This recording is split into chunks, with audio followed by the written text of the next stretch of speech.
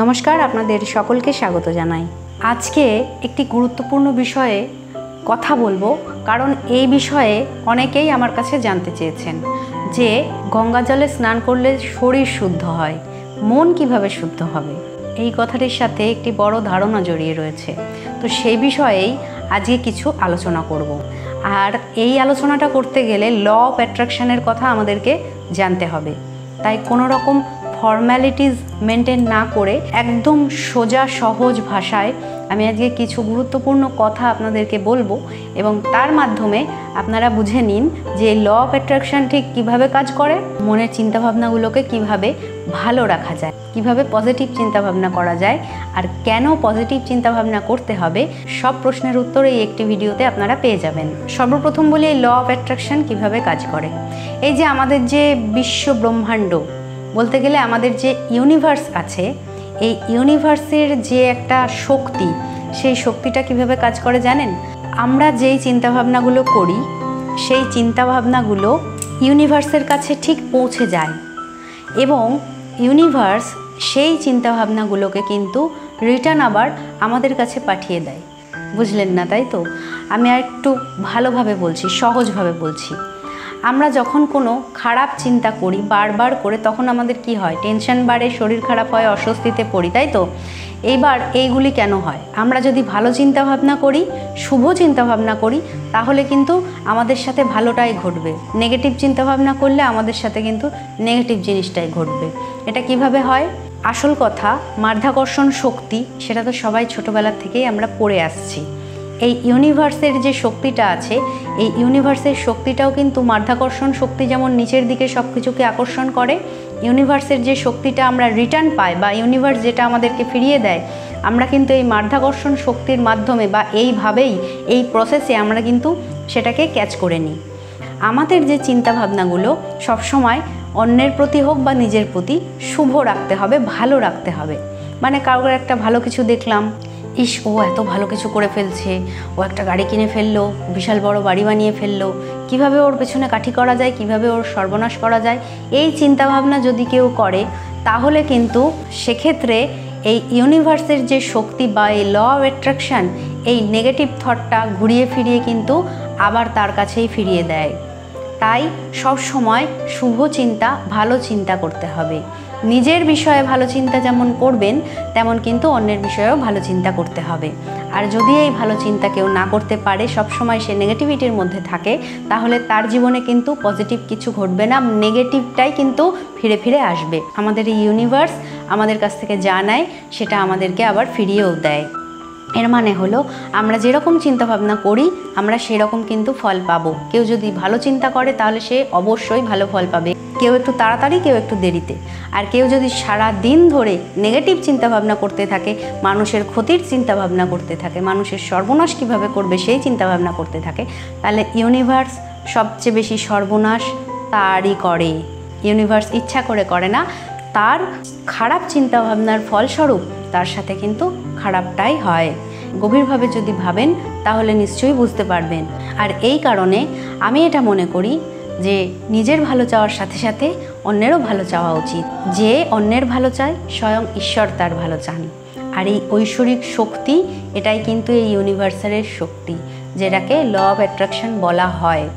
আপনারা কিন্তু আমার থেকেও যারা আরও অভিজ্ঞ মানুষজন আছে, তাদের ভিডিওতেও ফলো করতে পারেন যে ইউনিভার্সের শক্তি আমরা যেমন চিন্তা করি, আমাদের কাছে সেইভাবেই কিন্তু ফেরত আসে। ছোটোবেলায় বয়স্ক মানুষজনদের কাছ থেকে শুনতাম যে দিনের যে কোনো সময় কোনো খারাপ কথা বলতে নেই, খারাপ কথা বললে সেই খারাপটা আমাদের লেগে যায়, সেই খারাপ কথাটাই আবার হয়তো সত্যি হয়ে যায়। এই কারণে ভেবেচিন্তে কথা বলা উচিত, সবসময় ভালো কথা বলা উচিত। তাদের চিন্তাভাবনা অনুযায়ী তারা বলতেন যে স্বর্গে একটা ঘণ্টা আছে, সেই ঘণ্টাটা সময়ে সময়ে বেজে ওঠে, আর সমুদ্রের জলে যে ঢেউটা ওঠে, সেই ঢেউটা আর সেই ঢেউটা যে উঠলো আর স্বর্গের ঘণ্টাটা যেই সময়ে বাজলো, দুটো সময় যদি এক হয়ে যায়, তাহলে সেই যে মুহূর্ত, সেই মুহূর্তে বলা কথা, সেই মুহূর্তে ভাবা কোনো কথা কিন্তু সত্যি হয়ে যায়। এটা বয়স্ক মানুষদের চিন্তাভাবনা এবং তাদের কাছ থেকেই শোনা কথা। যদিও এর বিজ্ঞানভিত্তিক কোনো কারণ নেই, হয়তো অনেকে শুনলে বলবেন যে এটা আবার কেমন কথা, এর কথার কোনো যুক্তি নেই। কিন্তু হ্যাঁ, ভেবে দেখলে এই কথার অনেকটা যুক্তি আছে। তার কারণ কেউ ভালো চিন্তা ভাবনা করলে তার সাথে ভালোটাই হবে, কেউ খারাপ চিন্তা ভাবনা করলে তার সাথে খারাপটাই হবে। অনেক সময় দেখা যায় হয়তো একটা কোনো খারাপ কথা দিনের এমন সময়ে কেউ বলে দিল, সেই খারাপ কথাটাই লেগে গেল বা সেই খারাপ কথাটাই ফলে গেল। তাহলে ভাবুন তো, যদি এই কথাগুলি সত্যি নাই হয়ে থাকে তাহলে সেই খারাপ কথাটা কিভাবে হয়ে যায়। আবার তেমনভাবে ভালো কথা কোনো সময় হয়তো কেউ বলল, সেই ভালো কথাটাও কিন্তু হয়ে যায়। কিন্তু রাগের মাথায় বেশিরভাগ ক্ষেত্রেই মানুষের খারাপ কথাটাই হয়তো লেগে যায়। ওই জন্য বলে ভর দুপুরবেলায় এমন খারাপ কথা মুখে আনিস না, তারপর ভর সন্ধেবেলা এমন অমঙ্গলে কথা বলতে নেই, এমন অলক্ষণে কথা বলতে নেই, বড়রা এটা বলে থাকেন। তো এই কারণে হলো এটা, আপনি নিজের মনে ঠিক যেভাবে কল্পনা করবেন, ইউনিভার্স আপনাকে দেরিতে হলেও সেই কল্পনা কিন্তু, সেই চিন্তাভাবনার শক্তি কিন্তু আপনার দিকেই ফিরিয়ে দেবে। তাই সব সময় শুভ চিন্তা, ভালো চিন্তা করতে হবে, আর খারাপ চিন্তা ত্যাগ করে দিতে হবে। এভাবেই মনকে কিন্তু শুদ্ধ রাখা যায়। কারোর ভালো হচ্ছে বলে তার ক্ষতি করার চেষ্টা করলে হবে না, তার প্রতি হিংসা করলে হবে না। আর তার যেমন ভালো হচ্ছে আমারও ভালো হবে, সবসময় এইটাই চাইতে হবে। তাহলে এই শুভ শক্তি আপনার জীবনেও শুভ প্রভাব ফেলবে। আর কেউ যদি নেগেটিভ চিন্তা ভাবনা করে থাকে, সবসময় কারোর ক্ষতি করার চেষ্টা করে থাকে, সবসময় ওর খারাপ হোক, ওর যাতে ভালো না হয়, এটা যে ভেবে থাকবে, তাহলে তার সাথেও কিন্তু খারাপটাই হবে। এটা কিন্তু অন্য কেউ করবে না। এটা ঐশ্বরিক শক্তি বা ওই ইউনিভার্সাল যে ট্রুথ বা ইউনিভার্সের যে শক্তি বা ল অফ অ্যাট্রাকশনের যে শক্তি, এটা ঘুরে ফিরে কিন্তু তার দিকে আসে। এটা প্রমাণিত সত্য। এবং দেখবেন যারা খুব খারাপ চিন্তা ভাবনা করে, সব সময় মানুষের ক্ষতি চায়, তারা কিন্তু নিজের মনে কোনো সময় শান্তি পায় না, সব সময় একটা অস্বস্তিতে থাকে, সব সময় তার মধ্যে একটা অস্থিরতা ভাব থাকে, তাই না? আর যে মানুষগুলো সবসময় ভালো চায়, ভগবানের চিন্তা করে, শুভ চিন্তা করে, তারা দেখবেন অনেক শান্ত থাকে, তাদের মনটাও অনেক ভালো থাকে। এটাই হলো তার প্রমাণ। তাহলে এই ল অফ অ্যাট্রাকশনের বিষয়টা যখনই এই বিষয়ে ভালো করে জেনে গেলেন, এই বিষয়টা সবসময় মনে রাখবেন যে শুভ চিন্তা করলে আপনার অবশ্যই শুভ হবে, ভালো হবে, আর খারাপ চিন্তা করলেই খারাপ হবে। তাহলে খারাপ চিন্তা বাদ দিন, নিজের জন্য যেমন ভালো ভাববেন, অন্যের প্রতিও ভালো ভাবুন। তাহলে দেখবেন সব শুভ চিন্তাগুলো আপনার জীবনে শুভ ফল দিয়েছে। সব শুভ চিন্তার ফল শুভই হয়। তো এটা আমাকে অনেকে জিজ্ঞেস করেছেন যে এইভাবেই অন্তরাত্মার শুদ্ধিকরণ বা মনটাকে শুদ্ধ করা যায়। গঙ্গা স্নানের কোনো প্রভাব কিন্তু মনকে শুদ্ধ করতে পারে না, সেটা হয়তো শরীরকে শুদ্ধ করতে পারে। মনকে শুদ্ধ করতে গেলে চিন্তাভাবনা শুদ্ধ করতে হবে। আশা করি বোঝাতে পারলাম।